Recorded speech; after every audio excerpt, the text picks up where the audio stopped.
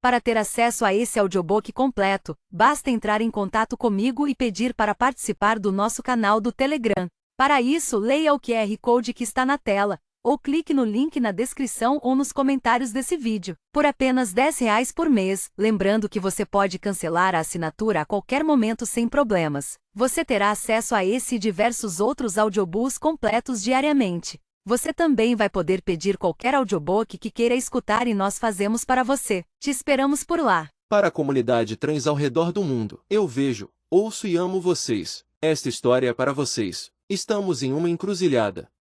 O propósito desta audiência, e de qualquer outra que possa se seguir, é determinar quais mudanças, se houver, devem ser realizadas nas atuais regras e regulamentos que governam a comunidade mágica. Como noticiado ad nauseam pela imprensa, os departamentos encarregados da juventude mágica e dos adultos mágicos recentemente têm sido alvo de intenso escrutínio.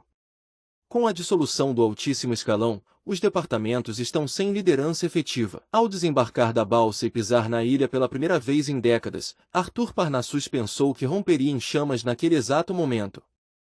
Isso não aconteceu, mas foi por pouco. O fogo que ardia nele parecia mais brilhante do que em anos. Arthur ansiava por rasgar sua pele e abrir suas asas, voar para o céu e sentir o familiar vento salgado em suas penas.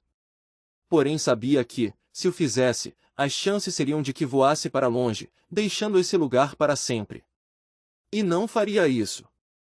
Ele havia retornado por uma razão. O dono da balsa, um sujeito rabugento com o rosto marcado, macacão manchado e o nome encantador de Merle, gritou do gradil a 3 metros de altura. É bom que tenha certeza disso.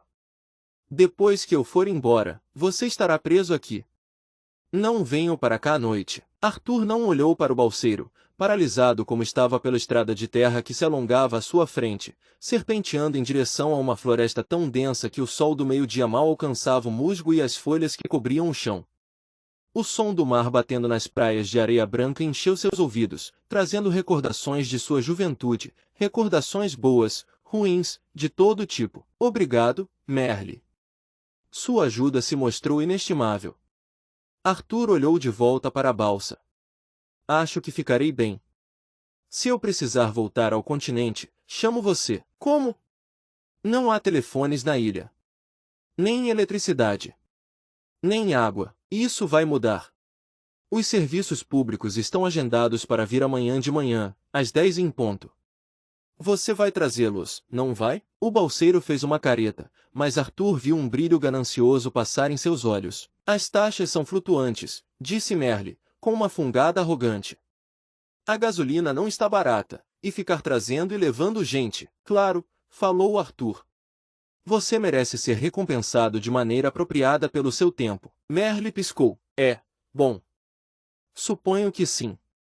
Ele olhou para as 2 malas que ladeavam Arthur. Uma velha e outra nova. Por que veio para cá? Quase nenhuma nuvem no céu. O azul acima combinava com o azul abaixo. Era o fim quente do verão, embora Arthur estivesse sempre aquecido. O sal no ar fez cócegas em seu nariz, e ele inspirou até encher seus pulmões. Por que não? Este lugar é horrível, respondeu Merle, com um arrepio. Mal assombrado, dizem. Ninguém mora aqui. Não há bastante tempo. Ele cuspiu por cima do gradil. E quando moravam, não devíamos falar a respeito. Bico fechado, sabe? Sei, murmurou Arthur. Então, elevando a voz, Merle. Por acaso, você conhece um homem chamado Melvin, não conhece? O quê? Como você? Meu pai, foi o que pensei, disse Arthur. Ouroboros. Uma serpente comendo o próprio rabo em um ciclo infinito. Talvez isso tenha sido um erro. A vila de onde eles vieram, do outro lado do mar, parecia a mesma de anos antes, com prédios em tons pastéis de rosa, amarelo e verde, pessoas em trajes de verão, sem nenhuma preocupação no mundo, seguras, e por que não estariam? Eram humanas.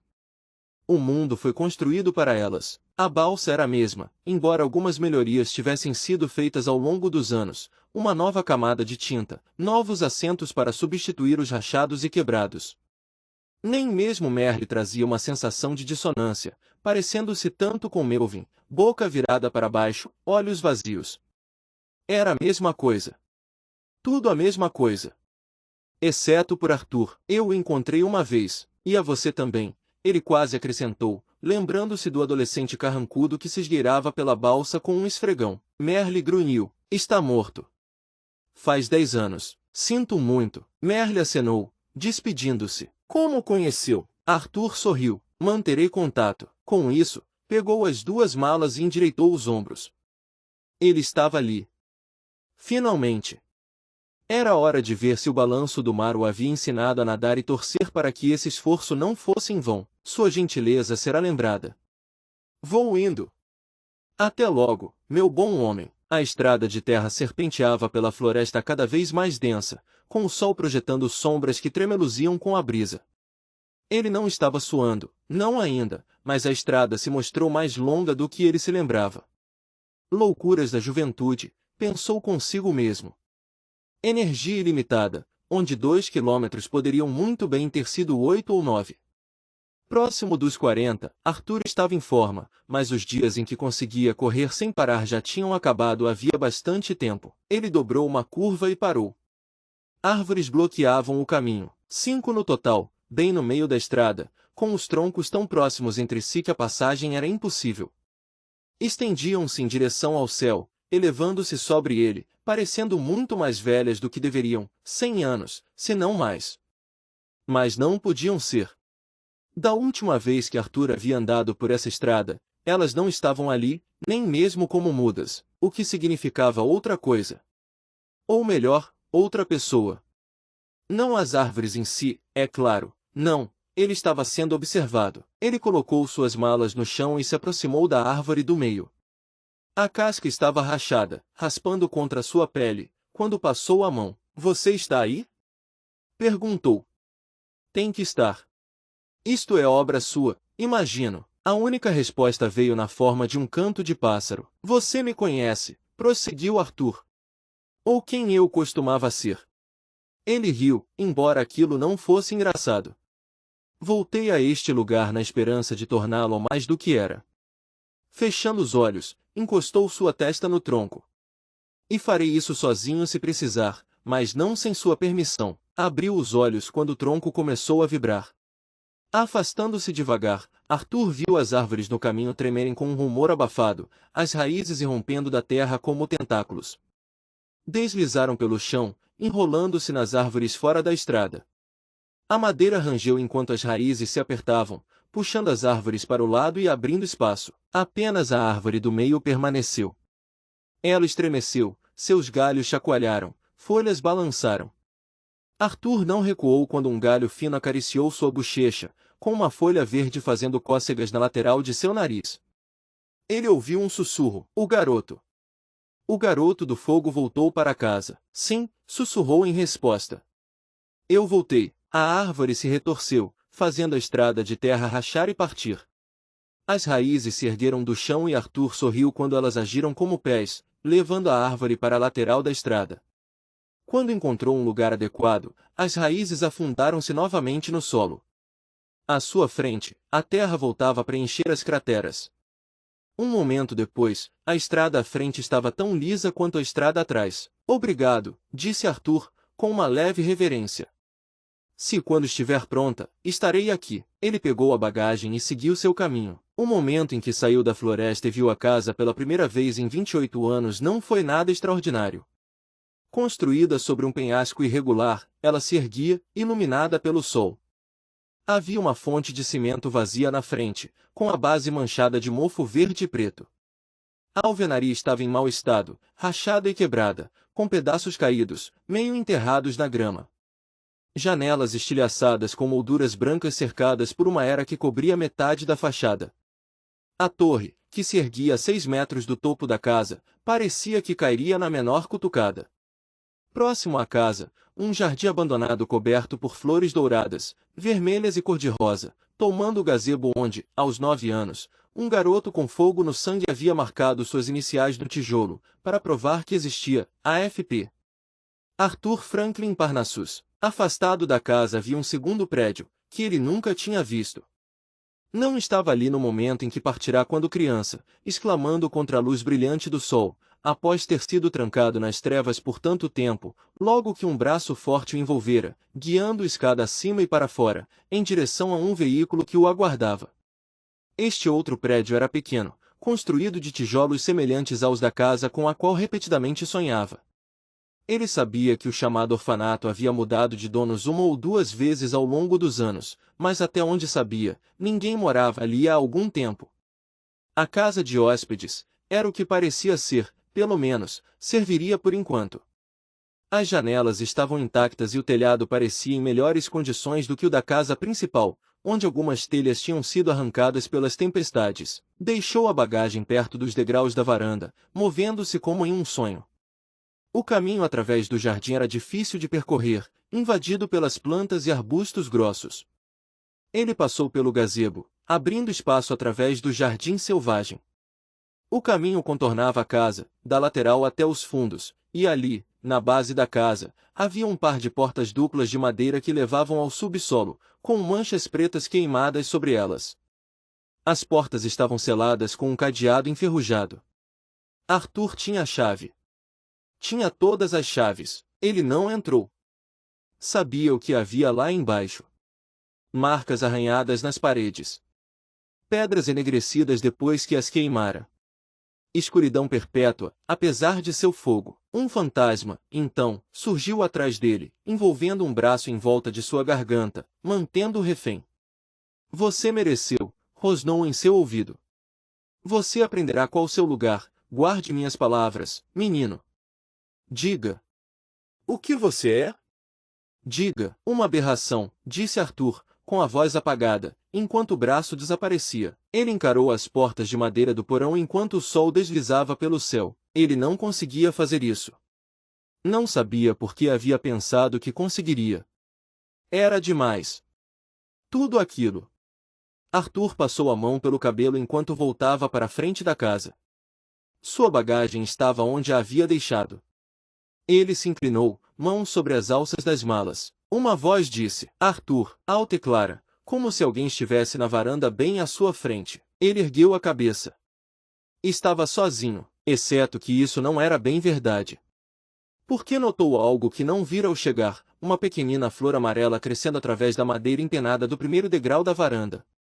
Mal tinha o tamanho de uma unha, mas havia persistido, atravessando a madeira até alcançar a luz do sol. Ele caminhou lentamente em direção à flor alcançando a varanda, se agachou, gentilmente tocando as pétalas amarelas, sentindo o calor solar nas pontas dos dedos. Renascimento. Perseverança. Cor-vida. Tudo o que importa, nos menores frascos. Ele sorriu e, pela primeira vez em muito tempo, sentiu algo se acertar em seu peito. Bem, disse Arthur. Se você consegue, suponho que eu também consiga. O verão deu lugar ao outono, as folhas mudaram e o ar não estava mais tão quente. Arthur estava na varanda, lixando os corrimãos para poder repintá-los. Estava pensando em pintar de branco, para combinar com os peitores das janelas que já havia reformado. Merle provou ser uma espécie de trunfo, que reclamava de todos os materiais que Arthur trazia para a ilha semanalmente. Para ser justo, suas reclamações cessavam ao receber o pagamento. Ele até ajudou, sem muito entusiasmo, a carregar os suprimentos até a parte de trás de uma perua marrom que Arthur comprará semanas antes. Arthur estava quase terminando de lixar o último corrimão, e era hora de verificar o rejunte entre os azulejos da cozinha para ter certeza de que secava corretamente. Estava prestes a entrar de volta na casa quando algo palpitou no fundo de sua mente, como um toque suave de asas de borboleta contra a pele. Ele olhou para a estrada. Havia uma mulher lá, usando um vestido branco longo e esvoaçante, com os pés descalços. Sua cabeça estava inclinada, seu cabelo afro-branco parecia uma nuvem. No penteado, flores brancas e cor-de-rosa, abrindo e fechando sob o sol da tarde. Sua pele era de um belo tom marrom profundo. Ela parecia atemporal, com o rosto jovem em contraste com seus olhos escuros, antigos e incertos. Suas asas, 4 apêndices em suas costas, cada um mais longo que os braços de Arthur, tremulavam levemente, translúcidas, com a luz do sol brilhando através delas, levando uma cascata de cores até o chão. Seus braços nus descansavam ao lado do corpo, seus dedos delicados se agitavam levemente. Arthur desceu devagar os degraus. Parou após o último, mais nervoso do que esperava. Não estava certo do que dizer, ou por onde começar. A mulher deu uma olhada por cima do ombro dele, para casa, antes de olhá-lo outra vez. Você está aqui. Ela soava como Arthur se lembrava, suave, melódica, com um toque de tristeza. Estou. Por quê? Porque é a coisa certa a se fazer, respondeu ele, simplesmente. Ela sentiu, como se fosse a resposta que achava que receberia. Deu um passo em direção a ele, sob seus pés, a grama brotou através da terra. Atrás dela, Arthur podia ver outras pegadas gramadas, mostrando seu caminho na estrada. Esta casa, disse ela. Este lugar. Deveria ter queimado. Deveria. E ainda assim, você está aqui. Ele sorriu, tranquilo. Aqui estou. E aqui está você. Juntos de novo. Ela balançou a cabeça. Como tem forças para estar aqui? Como pode sequer pensar em... Ela suspirou, suas asas baixaram. Eu pensei em destruir tudo. Depois que vocês todos se foram. Pensei em vir aqui e abrir a terra para engolir a casa inteira. Enxugou os olhos com as costas da mão, mas não o fez. Não, disse ela. Não fiz. Desviou o olhar para as árvores. E agora me pergunto por quê. Por que não o fiz? Por que esperei? Até mesmo porque vim aqui hoje. Não posso responder por você, falou Arthur. Tudo o que posso dizer é que as coisas serão diferentes desta vez. Darei às crianças algo que nunca tive, um lugar para serem quem quiserem ser, não importa o que possam fazer ou de onde tenham vindo. Você não conseguirá fazer isso sozinho. Consigo, disse ele. E farei, se tiver que fazer. Não, respondeu ela. Não fará. Ela passou por ele sem sequer olhar em sua direção, arrancando a lixa de sua mão. Murmurando entre dentes, ela subiu os degraus e franziu a testa diante do corrimão. Assentiu com a cabeça, e então começou a lixar onde Arthur havia parado. Seu vestido, disse ele. Quer mesmo? Ela parou. Tudo bem. É só um vestido. Ele a observou por um longo tempo, incapaz de mover seus pés. Quando ela finalmente olhou de volta, ele disse, Olá, Zoe. Zoe Chapelvitch respondeu, Olá, Arthur. Seu lábio inferior tremeu. Então, num ímpeto ofegante, sinto muito por... Ele ergueu a mão. Não precisa dizer isso. Nunca precisou, mas eu não fiz nada para impedir. Zoe, falou. Você não tem culpa. Nunca teve. Você correu o risco de se expor. Se descobrissem sua existência, teriam vindo atrás de você também. Nunca saberemos, disse ela, com os olhos no corrimão. Pode até ser, respondeu ele. Mas você está aqui, apesar de tudo. O que isso diz sobre você? Algo bom, eu suponho. De olhos marejados, ela falou. Deem-me os exaustos, os pobres, as massas amontoadas ansiando por respirar livremente, os miseráveis que a terra encobre. Emma Lazarus, disse Arthur, satisfeito. Sim, Zoe. Receberemos todos eles. Quer dizer que, sussurrou ela. Sim, respondeu ele. Eu gostaria de ter toda a ajuda possível, mas se há algo que você não pode fazer, compreendo. Prosseguirei, como sempre.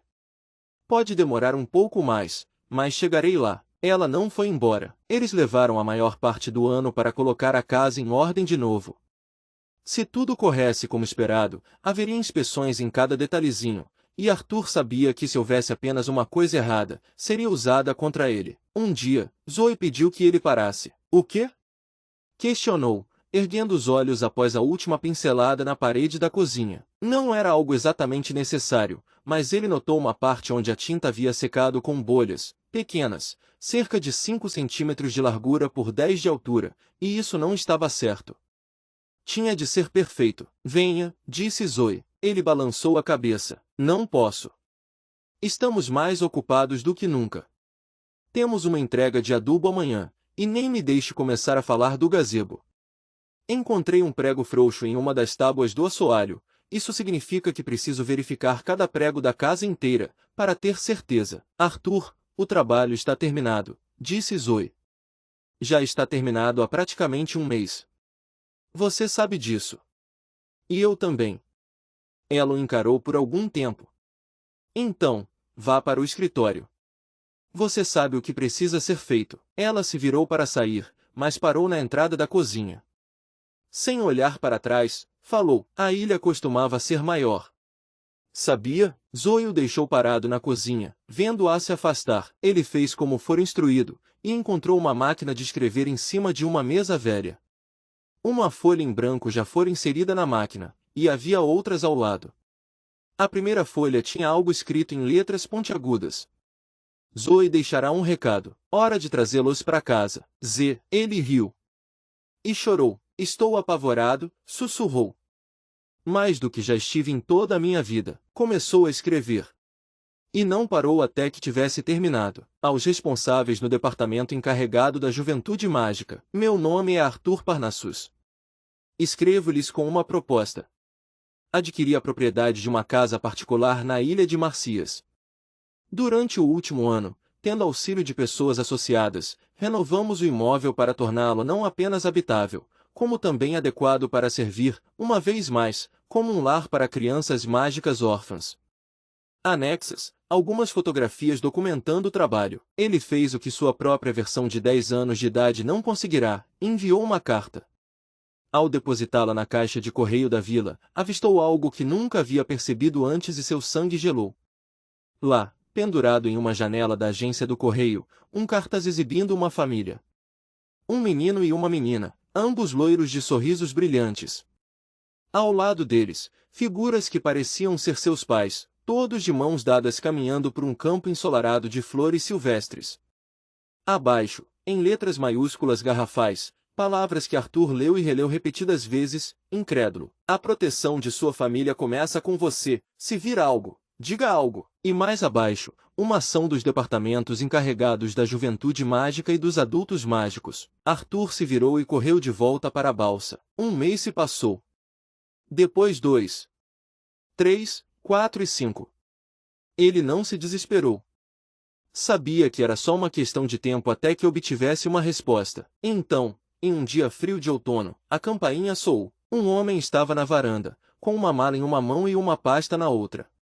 Era mais jovem do que Arthur esperava, 30 e poucos, bonito também, com seu cabelo escuro e ondulado levemente despenteado pela viagem de balsa. Seu terno preto era feito sob medida para o corpo magro, sua gravata tinha um tom vermelho intenso e seus sapatos sociais estavam cobertos de poeira da estrada. Ele disse: saudações! Estou procurando o Sr. Arthur Parnassus. Arthur estendeu a mão. Um pequeno teste. Você o encontrou. O homem hesitou por um breve momento antes de apertar a mão estendida. Seu aperto era firme, a pele quente. Quando se soltaram, ele sorriu. Ah! Que ótimo! Venho como representante em nome do altíssimo escalão do departamento encarregado da Juventude Mágica. Meu nome é Charles Werner. Estou aqui para discutir sua proposta, e também temos a nossa. Não é muito ortodoxa, mas acho que ficará interessado. Uma isca. Arthur sabia. E ainda assim, fez a única coisa que podia, deu um passo para o lado e convidou Charles Werner para entrar. Algum tempo depois, Arthur Parnassus estava no cais enquanto a balsa se aproximava. A bordo, uma criança.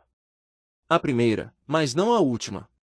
O sol se pôs sob o mar, transformando as ondas em apressadas montanhazinhas de fogo. Ao lado de Arthur, Zoe perguntou: está com medo? Ah, respondeu ele. Suponho que sim, de muitas coisas. Mas disto? Não.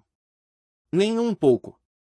Não tenho razão para ter medo. E em sua cabeça, um sussurro sedutor: são eles que deveriam ter medo. Ele baniu a voz para as profundezas de sua mente, e conforme a balsa se aproximava, Arthur Parnassus começou a cantar baixinho. Somewhere, beyond the sea, somewhere, waiting for me. My lover stands on golden sands, and watches the ships that go sailing.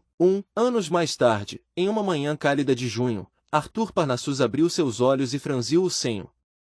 A luz do sol que atravessava a janela era forte demais. Sua mente aturdida pelo sono produzia pensamentos modorrentos e aterrorizantes de que um certo filho do diabo poderia ter algo a ver com aquilo.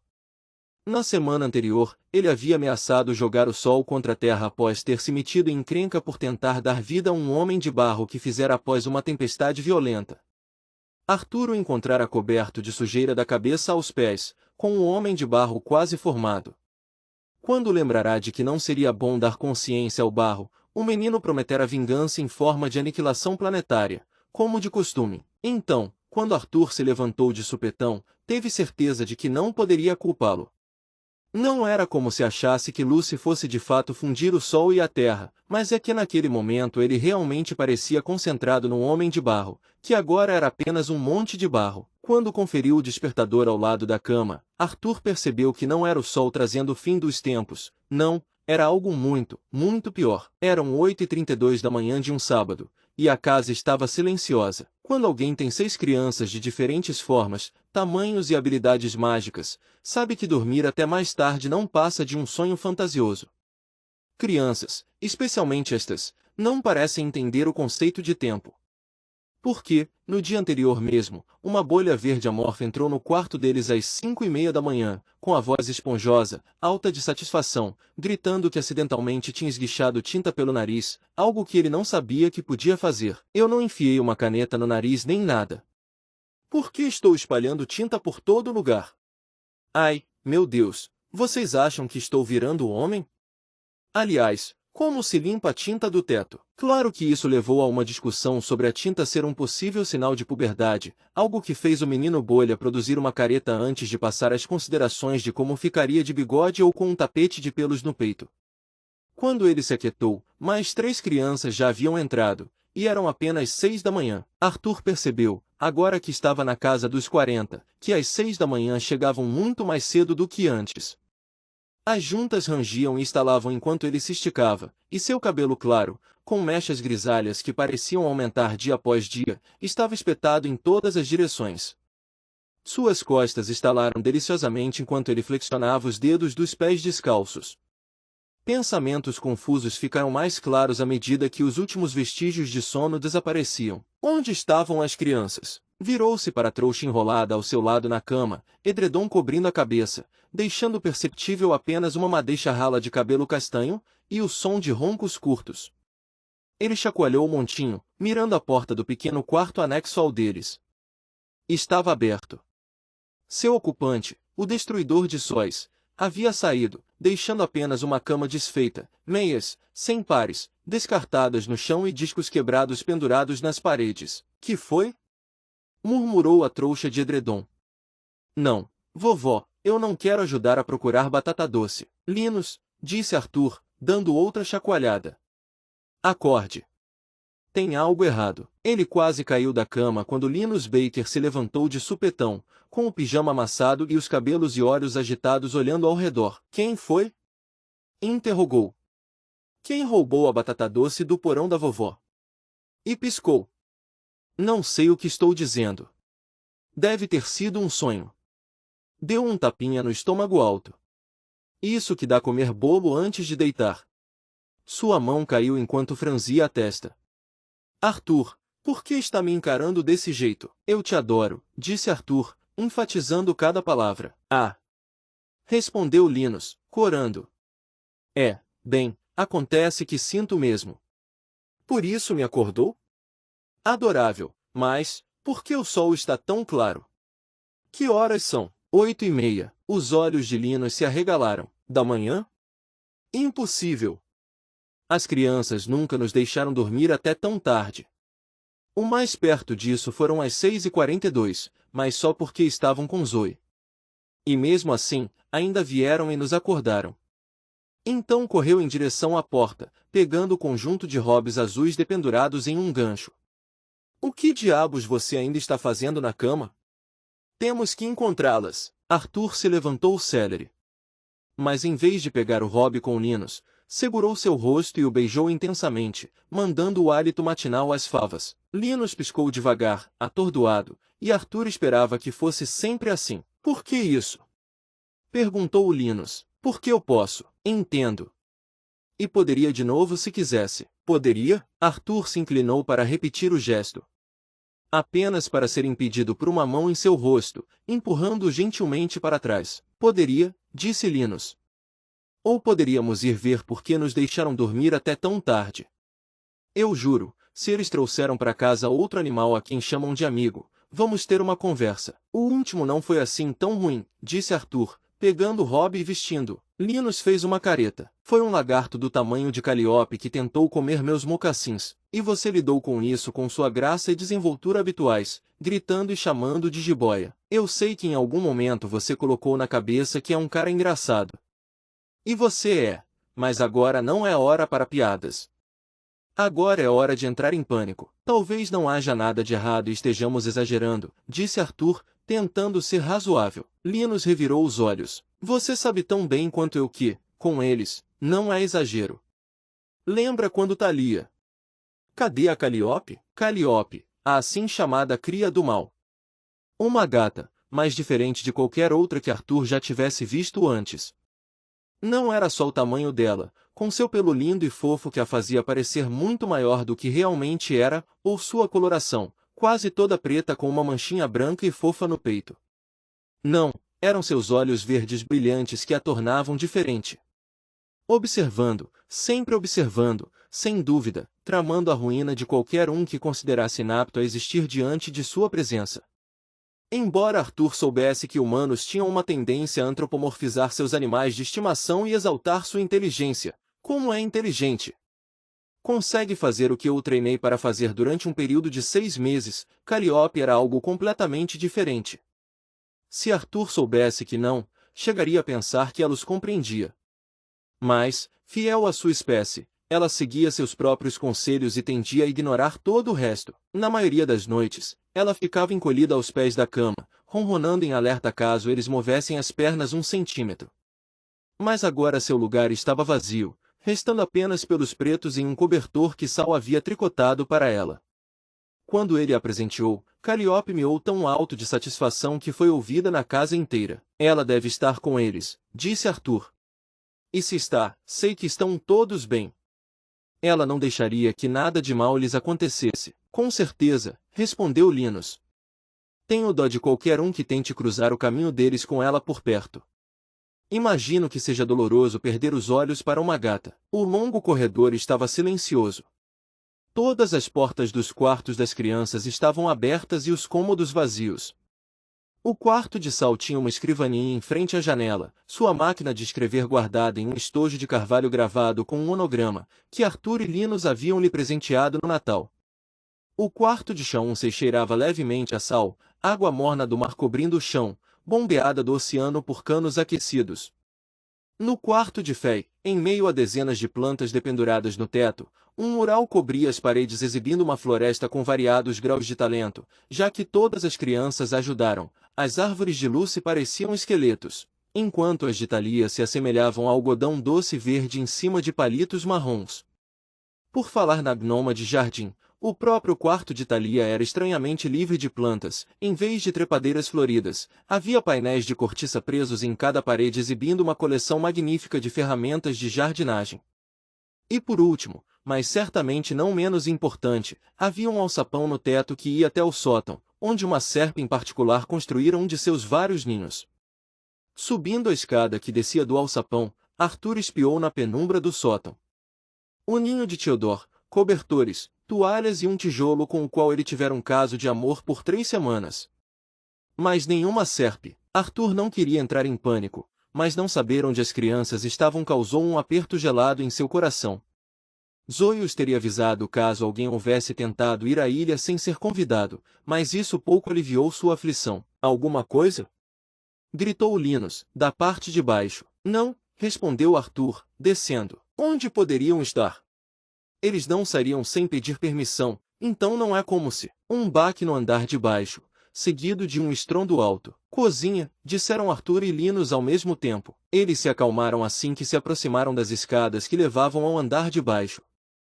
Espiando do topo, Arthur e Linus viram Fay sentada no último degrau, seu cabelo vermelho preso em um rabo de cavalo frouxo, suas asas batendo atrás dela. A Sprite de floresta usava short e uma regata verde, seus ombros pálidos pontilhados de sardas. Pouco depois de seu 12º aniversário, ela havia passado por um surto de crescimento, brotando como uma de suas árvores. À frente dela estava Chauncy, o menino verde amorfo que tinha 2 tentáculos com ventosas em vez de braços. No topo de sua cabeça erguiam-se 2 pedúnculos de 30 centímetros, com seus olhos na ponta, balançando animados para cima e para baixo. Ele usava um sobretudo apertado no que poderia ser sua cintura ou seu peito, e não demorou muito para Arthur e Linus descobrirem o motivo. Você acha que eles ouviram? Perguntou Chauncy, com sua voz parecendo uma esponja grossa e molhada sendo espremida em um balde de metal. Chiu, disse Fei. Mais baixo, seus pedúnculos se encolheram até que os olhos arregalados pousassem no topo de seu corpo, sem piscar. Você acha que eles ouviram? Sussurrou. Provavelmente não, respondeu Fei, puxando a parte inferior do sobretudo de Chauncy. Os 2 roncam, então acho que não ouviram nada. Linus bufou ao lado dele, e Arthur fez pouco para esconder o sorriso. Ah! Exclamou Chauncy. Eu ronco? Você é menino, então provavelmente sim. Para que o sobretudo? Ele se inflou com orgulho. Estamos em uma missão secreta. Todo mundo sabe que quando se está em missão secreta, há de se vestir como tal. Ele levantou sua gola. Agente secreto Chauncy, a seu dispor. Pensei que queria ser mensageiro de hotel. Posso fazer as 2 coisas, disse ele. Salvar o dia e carregar as bagagens. Isso é estar infiltrado. Li em um livro. Seus olhos giraram 360 graus. Posso dizer a você algo que nunca disse a ninguém? Claro, disse Fei. O que é? Você está bem? Ele agitou um tentáculo para ela. Sim, estou bem. E não apenas bem. Estou prodigioso. Linus cutucou Arthur de leve. Ouviu isso? Sussurrou animado. Minhas aulas de vocabulário estão funcionando. Que significa causar espanto e admiração, completou Chauncy quando eles se voltaram mais uma vez para as escadas. Fei deu risada. O que quer me dizer? Certo, falou Chauncy. Já aconteceu de você estar andando pela floresta e ver uma pinha no chão, e não ter ninguém lá para lhe dizer que você não pode comê-la? Bom, sim.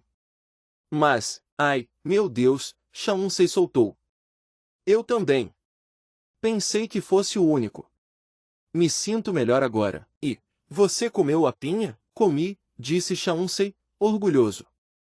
Sabe qual é o sabor? Não faço a menor ideia. Os olhos de Chauncy se inclinaram para a frente, parando a apenas alguns centímetros do rosto de Fei. Lembra quando Thalia tentou fazer torta de nozes, mas estávamos sem nozes, então ela usou milho doce e tinha tanto açúcar que Linus disse que apodreceria nossos dentes. Mas nós comemos mesmo assim e não dormimos por 3 dias porque conseguíamos sentir o cheiro das cores. Era esse o gosto da pinha?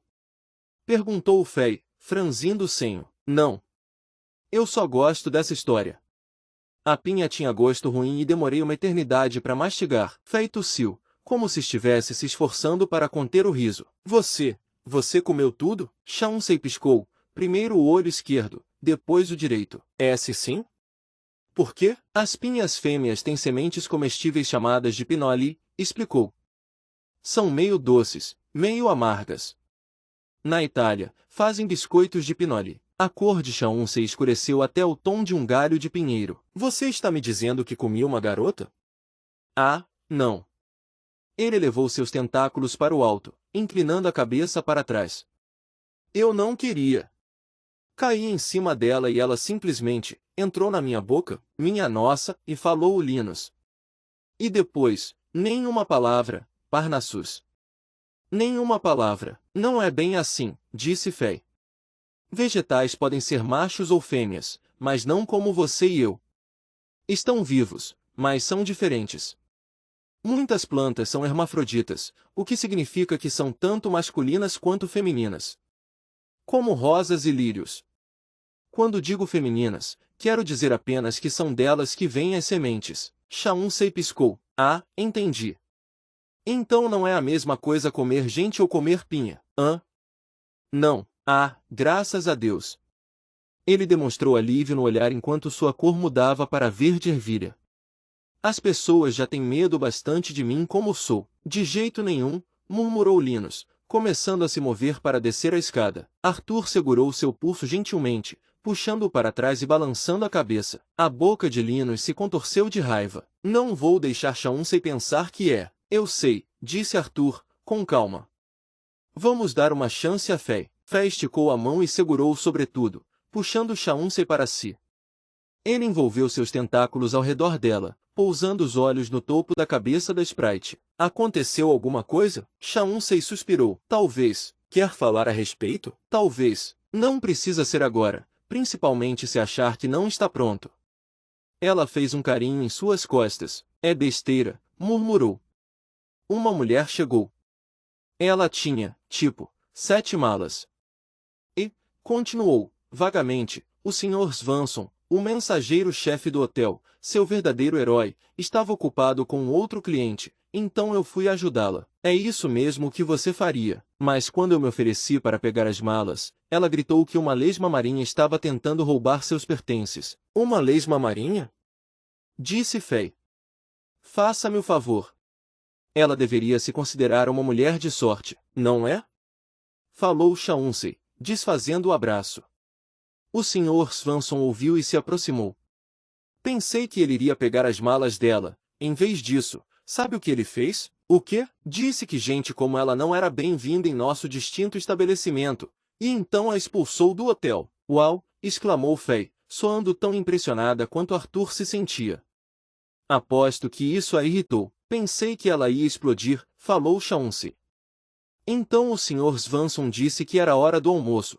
Comemos sanduíches e ele me contou sobre todos os outros mensageiros que havia conhecido. Mas, Chauncey prosseguiu, eu não entendi.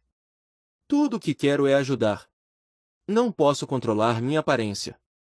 Não é minha culpa se sou bonito pra caramba, completou Fei. Chauncey ficou boquiaberto. O quê? Você é bonito, disse ela. E melhor ainda, único. Nunca vi ninguém como você. Seus olhos? PFFF, nem brinca. São tão legais. Você acha que algum de nós conseguiria usar um sobretudo e ficar estiloso assim? Lembra como fiquei ridícula quando tentei pôr seu chapéu de mensageiro? Mas quando você o coloca, tudo o que quero é fazer as malas só para entregar para você, mesmo que eu não esteja indo para lugar nenhum. Sou muito bom em levar bagagens. Você é, concordou ela. Eu não posso dizer que algo assim não vá acontecer de novo. Mas tudo o que precisa se lembrar é que há algo de errado com eles, não com você. Eu não sou um monstro, afirmou Chauncey. Não, disse Fei. Você é o Chauncey.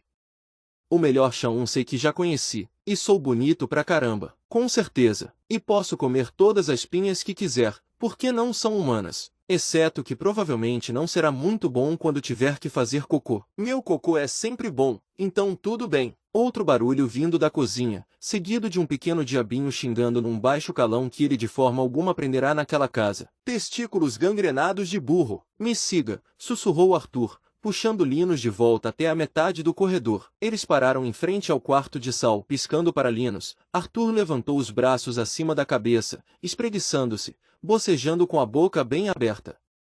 Elevando a voz para que fosse ouvido através do corredor e pelas escadas, disse, céus, que sono tranquilo. Você não concorda, querido Linus? Muito. Linus praticamente gritou. Não estou nem remotamente preocupado com o estado da cozinha, só consigo pensar em quão descansado estou. Ambos precisaram conter o riso quando Chauncey começou a gritar. Posições de batalha. Posições de batalha. As galinhas estão voltando ao poleiro. Outro barulho vindo da cozinha, dessa vez seguido por Lucy gritando. Mas ainda não estamos prontos. Estrangulem as galinhas. Quando Arthur e Linus alcançaram o topo das escadas, Fei e Chauncey sorriam para eles, tão inocentes quanto o sol da manhã. Bom dia! Cumprimentou Arthur alegremente enquanto descia as escadas com Linus. Fei, Chauncey, vocês dormiram bem? Muito bem! Cantou Chauncey. E melhor ainda que não estamos fazendo nada de legal. Até agora, disse Linus. Arthur e Linus se revezaram abraçando Fei e Chauncey, as duas crianças os apertando com força. Depois, Linus lançou um olhar para Arthur e disse, parece que perdemos a hora esta manhã. Vocês não sabem nada sobre isso, não é? Quem? Nós? Perguntou Fei, piscando repetidas vezes. Não temos ideia do que estão falando, disse Chauncey. Falou Arthur. Bom, suponho que possamos começar a preparar o café da manhã. Linus, você poderia ver onde estão as outras crianças. Vou só até a cozinha e... Fay e Chauncey se apressaram até as portas da cozinha, bloqueando a entrada. Você não pode, disse Fay. Está ocupada. Acima deles, através das janelas redondas nas portas vai-vem, Arthur viu de relance umas escamas reptilianas voando, segurando o que parecia ser um batedor de ovos em suas garras. Em seguida, uma carinha adorável de olhos arregalados apareceu em uma das janelas. Sal desapareceu em um segundo, depois Lucy gritou. Como assim eles estão bem aqui fora? Estamos encrencados para valer, disse Thalia, fora de vista. Como vocês conseguiram prender a massa no teto? Mirando bem, falou Lucy. Não. Chauncey disse alto. Acabei de lembrar que preciso falar uns negócios com Arthur e Linus, sobre algumas coisas. Cite duas, pediu Linus, cruzando os braços. Batatas e Barcelona, respondeu Chauncey, de pronto. O que tem? Perguntou Arthur. Não faço ideia, disse Chauncey. E murchou. Desculpa, Fay. Dei o meu melhor. Você com certeza fez alguma coisa, disse Fay. Bem, nossa cobertura foi exposta, então é melhor acabar logo com isso. Ela olhou de cara feia para Linus e Arthur. Foi uma ideia coletiva, então, se vão nos deixar de castigo, vão ter que castigar todos nós. Parece sério, disse Arthur, com gravidade. E mais do que uma simples preocupação, completou Linus. Esperem, por favor, falou Fay. Ela agarrou Chauncey pelo tentáculo, tentando passar lentamente com ele pelas portas duplas. Embora tenha feito o possível para impedir que Arthur e Linus vissem a cozinha, as portas se abriram o suficiente para que ela e Chauncey pudessem passar, mas também deram um vislumbre do lugar aos adultos. Quando as portas se fecharam, Linus questionou. O que era aquilo nas paredes? Parecia ketchup, disse Arthur. Não é maravilhoso? Temos definições muito diferentes para essa palavra. Talvez você precise assistir a uma aula de vocabulário. Então, provocou, lá dentro, vozes cochichando. Mas como essas vozes pertenciam a um grupo de 6 crianças, sendo quem eram, cochicho era, talvez, uma palavra um pouco imprópria. Eles sabem. Sussurrou Chauncey em voz alta. Eles estão bem ali e sabem de tudo. Estamos condenados. Lucy, disse Fay. O que diabos você fez nos balcões? Tive dificuldade para quebrar os ovos, respondeu Lucy. Depois Calliope andou neles, e agora temos pegadas pegajosas no chão. E no teto? Perguntou Chauncey. Eu acidentalmente inverti a gravidade quando estava tentando calcular a quantidade de manteiga. Ah! Exclamou Chauncey. Faz sentido. Aposto que acontece com muitas pessoas. Cozinhar é difícil. Theodore churiou alto, e Sal disse. Theodore está certo. Devemos assumir a responsabilidade pela bagunça que fizemos. Você não fez bagunça nenhuma, disse Thalia.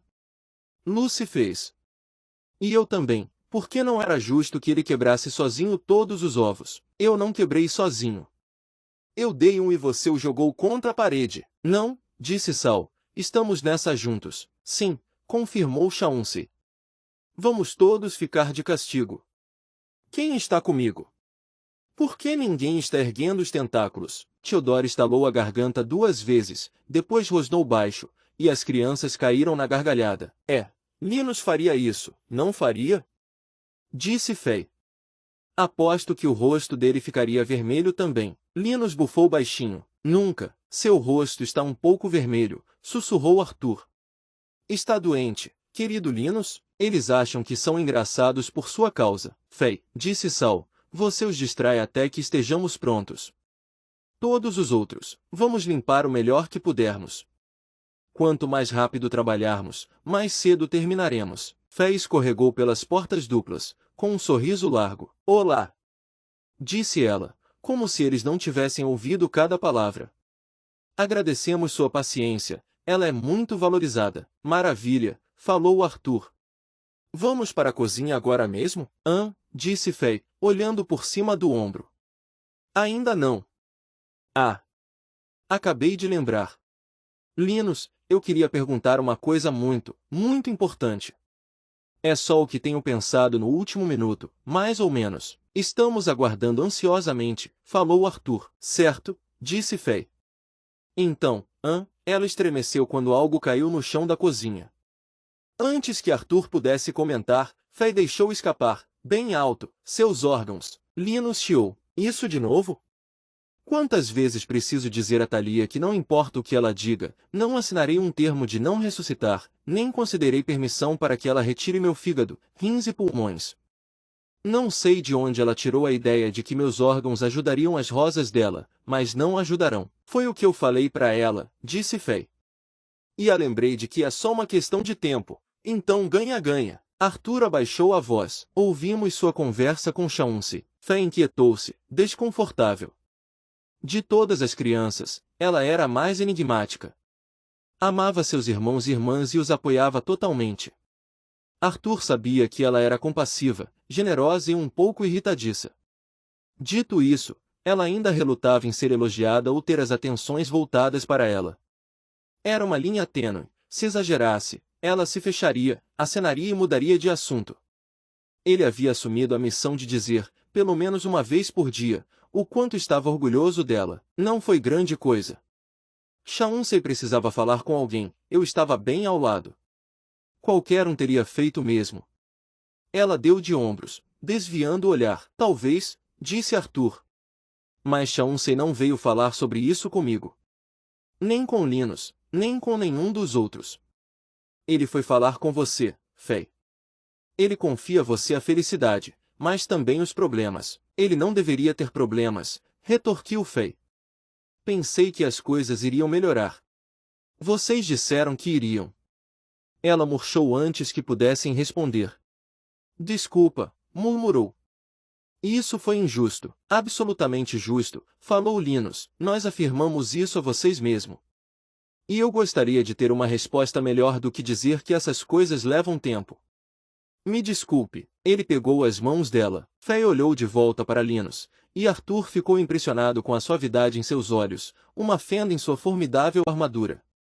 De vez em quando, ela os agraciava com uma espiada na garota que era, e ele valorizava esses momentos tanto quanto Theodore valorizava seus botões. Obrigada, Linus, vocês estão certos. Ele apertou a mão dela. Qualquer coisa por você.